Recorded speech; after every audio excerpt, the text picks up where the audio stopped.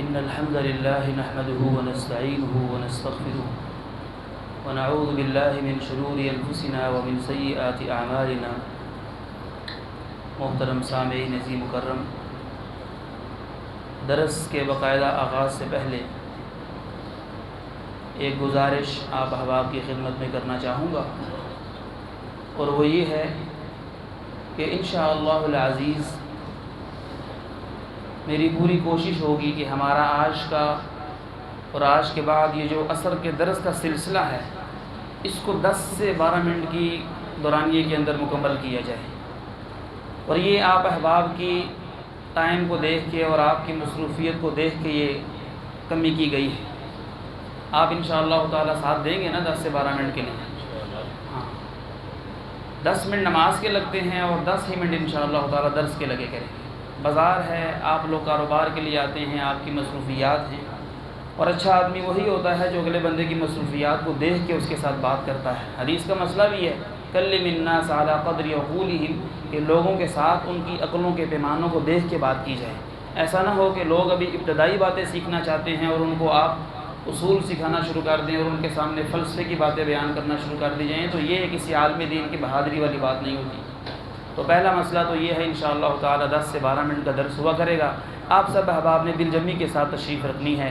یہ رمضان ہی تو ہوتا ہے اپنی اصلاح کرنے والا اور اپنی ذکر و اذکار سے اور اللہ کی نصیحت سے فائدہ اٹھانے کے لیے۔ دوسرا مسئلہ یہ ہے، کل جو ہم نے سپارہ پڑھا ہے، 5ویں سپارے کی قرأت الحمدللہ مکمل ہوئی ہے۔ اللہ رب العالمین فرماتے ہیں، ان تجتنبوا کبائر ما تنہون عنہ نکفر عنکم سیئاتکم وندخلکم مدخلا کریما۔ اگر تم کبیرہ گناہوں سے بچتے رہو گے نا، جو بڑے بڑے کبیرہ گناہ ہیں، ہم تمہارے چھوٹے موٹے صغیرہ گناہ جو انسان سے ہو جاتے ہیں ان کو ویسے ہی معاف کر دیں گے۔ تو ہم نے اس چیز کو ذہن میں رکھنا ہے، یہ اصول ذہن میں رکھنا ہے کہ کبیرہ گناہوں سے اپنے آپ کو بچا کر رکھنا ہے۔ انسان تو خطا کا پتلا ہے، خطائیں تو ہوتی ہیں اس سے۔ صغیرہ گناہ انشاءاللہ تعالی کبیرہ گناہوں سے اجتناب کی برکت سے اللہ رب العالمین معاف فرما دیں گے۔ اور یاد رکھیے گا، کلمہ پڑھ لینے کے بعد سب سے بڑا کبیرہ گناہ یہ ہے کہ انسان اللہ کے ساتھ کسی کو شرک کرے، اور دوسرا بڑا گناہ یہ ہے اگر کوئی موحد ہے، توحید پرست ہے، اللہ ہی سے دعا کرتا ہے، اللہ ہی سے ڈرتا ہے، اللہ ہی سے مانگتا ہے، اس کا دوسرا گناہ یہ ہوگا کہ وہ نماز چھوڑ دے۔ لوگ زانی کو بہت برا سمجھتے ہیں، بدکار کو بہت برا سمجھتے ہیں، اس کے ساتھ رشتہ نہیں کرتے، چور ہو، کوئی ڈاکو ہو، اس کو بہت برا سمجھتے ہیں۔ نماز چھوڑ دینا ان سب گناہوں سے بڑا گناہ ہے۔ ہمارے ہاں نہیں ہے تو اس کا یہ مطلب تو نہیں ہے کہ اسلام بھی بدل گیا ہے، کہ اللہ کے احکامات بھی بدل گئے ہیں۔ بے نماز بندہ اللہ رب العالمین کو بالکل نہیں پسند۔ اتنی ماشاءاللہ رونق لگی ہوئی ہے، خوشی ہوتی ہے اور دل سے دعا نکلتی ہے کہ اللہ رب العالمین استقامت عطا فرما۔ ابھی بھی تو آپ کی دکانیں ماشاءاللہ کھلی ہیں نا، تو اللہ رب العالمین رزق عطا فرمانے والے ہیں۔ اس عزم کے ساتھ، اس نیت کے ساتھ آپ اللہ رب العالمین سے دعا کیا کریں کہ خالق و مالک 5 وقت کا پکا اور سچا نمازی بنا۔ 5ویں سپارے کا ایک سبق یہ بھی ہے، ان الصلاۃ کانت علی المؤمنین کتابا موقوتا، کہ نماز کو ہم نے مومنوں کے اوپر مقررہ وقت کے اوپر ادا کرنا فرض کیا ہے۔ جو اللہ رب العالمین نے یہ ٹائم ٹیبل بنایا نا، فجر کا، ظہر کا، عصر کا، مغرب کا، عشاء کا، یہ اللہ رب العالمین نے ایک اندازے کے ساتھ بنایا ہے۔ ہمیں اس کی اتباع کرنی ہے، اس سے آگا پیچھا نہیں کرنا، کیونکہ سب سے پہلا جو سوال ہونا ہے میرے آپ سے، وہ کون سا سوال ہونا ہے؟ اول ما یحاسب به العبد یوم القیامت الصلاۃ۔ سب سے پہلے اللہ رب العالمین بات ہی نماز سے شروع کریں گے۔ ترمذی کی حدیث ہے اور ابو داؤد کی حدیث ہے، من ترک الصلاۃ متعمدا فقد کفر، جس نے جان بوجھ کے ایک نماز کو چھوڑ دیا اس نے کافروں والا کام کیا۔ کافروں والے کام کی قضائی ہوتی ہے بلا؟ ایک نماز کو جان بوجھ کے لوگ چھوڑتے ہیں، یا کافی عرصہ اس کو چھوڑے رکھا، بعد میں اس کی قضائی دینے کا فتویٰ پتہ نہیں کہاں سے لے لیتے ہیں یا کہاں سے پڑھ لیتے ہیں۔ حدیث کا مسئلہ یہ نہیں ہے۔ حدیث کا مسئلہ یہ ہے کہ آپ کی ایک نماز رہ گئی ہے، اگلی نماز کا ٹائم آ گیا ہے، وہ آپ نے جان بوجھ کے چھوڑی ہے، نہ آپ بیمار تھے، نہ آپ سفر میں تھے، نہ آپ مریض کے ساتھ تھے، نہ آپ سوئے ہوئے تھے۔ یہ مسائل شرعی ہیں، دکان پہ بیٹھے ہیں یا ایسی کوئی مصروفیت ہے جو شریعت نے وہ مصروفیت نہیں اکاؤنٹ کی، اللہ رب العالمین کو اگر بندہ جواب دینا چاہے تو اللہ وہ نہیں سنیں گے۔ ایک امام صاحب، خطیب صاحب تو چلو سن لیتے ہیں نا، اصل میں تو دین اللہ کا ہے۔ اللہ کو بندہ بتلائے کہ میرے مہمان آئے ہوئے تھے، ان کو لے کے میں ذرا پارک میں گیا ہوا تھا بچوں کے ساتھ، ذرا خوشی غمی، یہ تو اللہ رب العالمین سخت ناپسند کرتے ہیں ایسے جاہل کی باتوں سے۔ تو شرعی عذر کوئی ہو وہ تو چھوڑ سکتا ہے، وہ بعد میں قضائی دے گا۔ جس نے بغیر شرعی عذر کے نماز چھوڑی ہے، فجر کی یا عشاء کی، اور اگلی نماز کا وقت آ گیا ہے، ساری زندگی بھی نمازیں پڑھتا رہے، اس کی قضائی ادا نہیں ہو سکتی۔ اس کی قضائی کا طریقہ پھر یہی ہے، سچے دل کے ساتھ توبہ کی جائے اور 2 توبہ کے نفل پڑھے جائیں، اور اللہ کے حضور ہاتھوں کو اٹھا کے معافی مانگی جائے، ندامت اختیار کی جائے، اور کہا جائے، عزم کیا جائے، الہ العالمین مجھے توفیق عطا فرما، آج کے بعد انشاءاللہ تعالی میری کوئی نماز باجماعت نہیں رہے گی۔ یہ ہے نمازوں کی قضائی کا طریقہ۔ اگر انسان قضائی کا معمول بنا لیتا ہے، اس کی نمازیں رہی ہیں، وہ مسجد میں آتا ہے اور کسی پیارے بھائی سے سن لیتا ہے کہ آپ ایک نماز ساتھ پڑھتے رہیں، یہ توبہ کب کرے گا؟ جو اس کی نمازیں رہی تھیں یہ اس کی توبہ کب کرے گا؟ جان بوجھ کے آپ نے سنا ایک نماز چھوڑنا بھی کیا ہے؟ کفر ہے، تو یہ اس کفریہ کام سے توبہ کب کرے گا؟ ابو داؤد کی حدیث ہے۔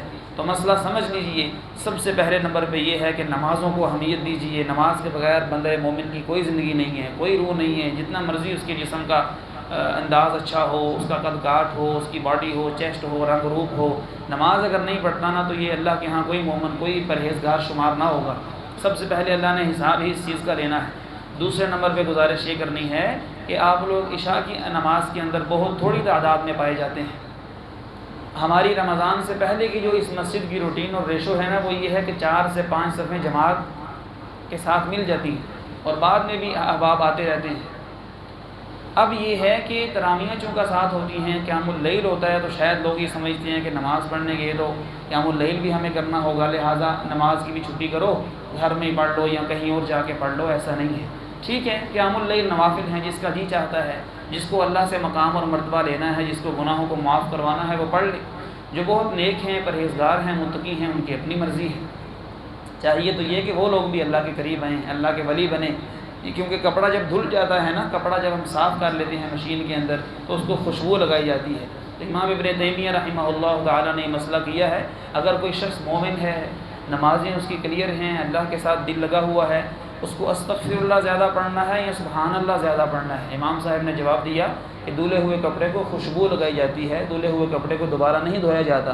تو جو شخص فرائض کے اندر پورا ہے، اللہ معاف فرمائے ہم سب کو، ہم میں سے کون شخص پورا ہے فرائض کے اندر؟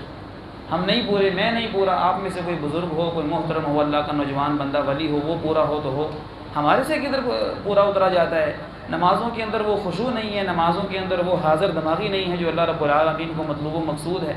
کسی کی دکانیں ہیں تو وہ نمازوں کے اندر کیلکولیشن میں لگا رہتا ہے، کچھ اور معاملات کرنے ہیں تو نماز کے اندر ہمیں وہ باتیں یاد آتی ہیں جو کبھی زندگی میں کہیں پہ یاد نہیں آتی۔ تو جس کو ترجمہ آتا ہوگا اس کے ساتھ تو ایسا معاملہ نہیں ہوگا نا۔ اللہ تعالیٰ حاضر دماغی رکھنے کی اور خشوع اور خضوع کے ساتھ نماز پڑھنے کی توفیق عطا فرمائے۔ اور فرمایا کہ جو گنہگار ہوتا ہے، ہماری طرح کا سیاہ کار ہوتا ہے، نافرمان ہوتا ہے، تو جو کپڑا گندا ہوتا ہے نا اس کو خوشبو نہیں لگاتے۔ اکثر دیکھا گیا ہے کہ بھائیوں کو کہتے ہیں خوشبو لگائیں، تو وہ کہتے ہیں میرے کپڑے ابھی صحیح نہیں ہیں، میں انشاءاللہ کل آپ سے خوشبو لگاؤں گا نئے کپڑے پہن کر۔ تو نئے کپڑے کو خوشبو لگاتے ہیں، گندے کپڑے کو دھویا جاتا ہے۔